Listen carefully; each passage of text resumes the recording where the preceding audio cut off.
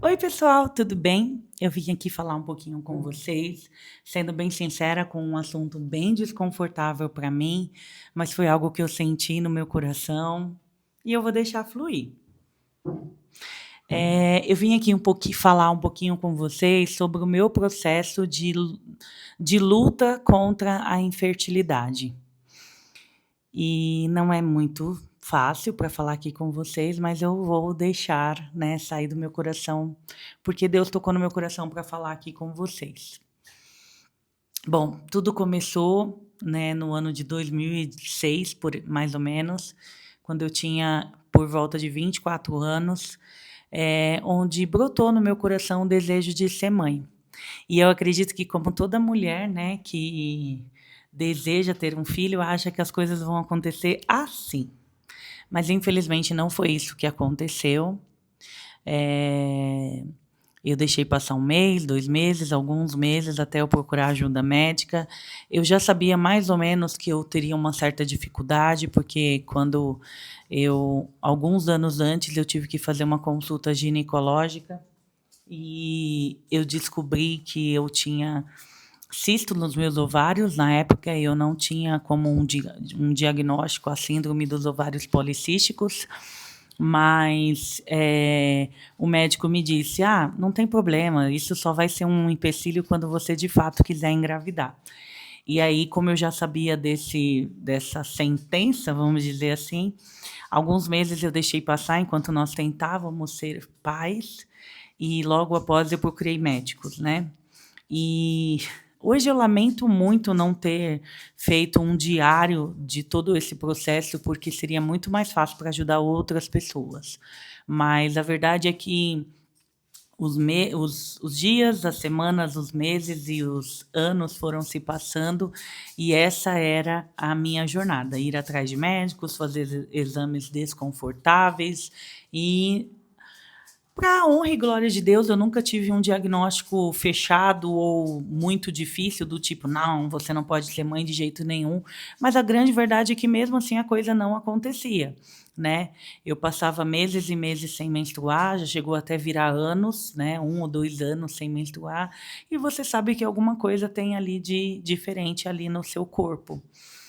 E isso eu estou só falando a parte física, né? Nem estou falando muito da parte emocional. E a emocional é a mais difícil, porque passava ano após ano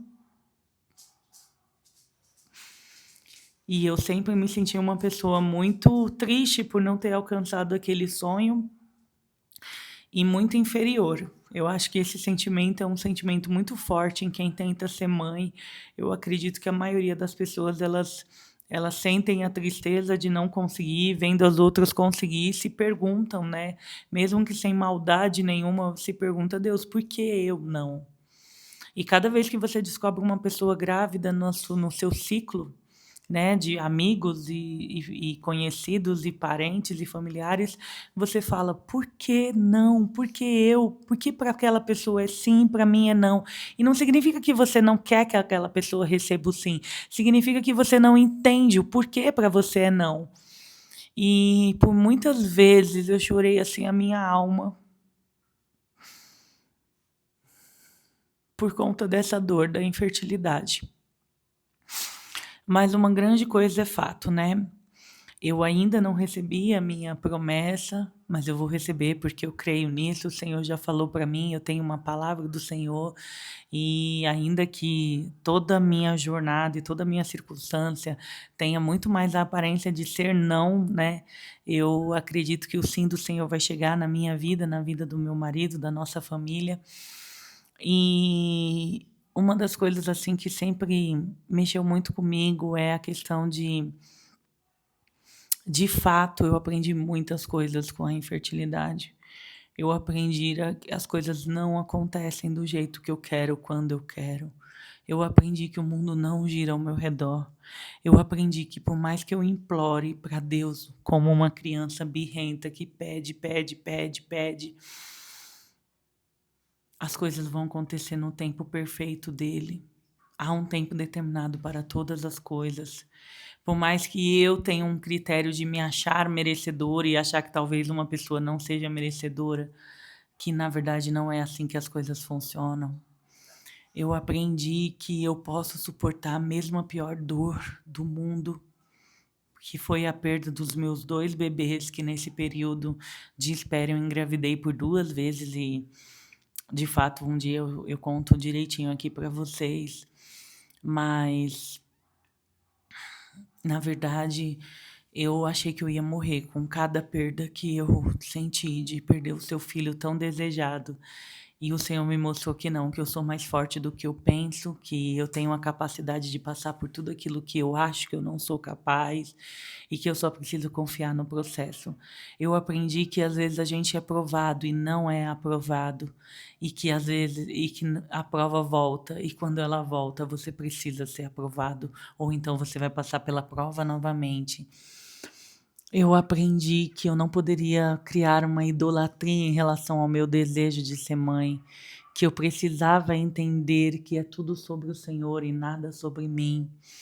Eu aprendi que o meu filho viria e virá, né, no tempo que é importante para o plano de Deus na terra e não para os meus planos pessoais. Não é sobre mim, é sobre ele. Eu aprendi que eu preciso aprender a viver, né, independente de algum prazer, como ter um filho, que eu preciso aprender a ser feliz com o que eu tenho hoje, agora, né? Então, eu aprendi tanta coisa, gente.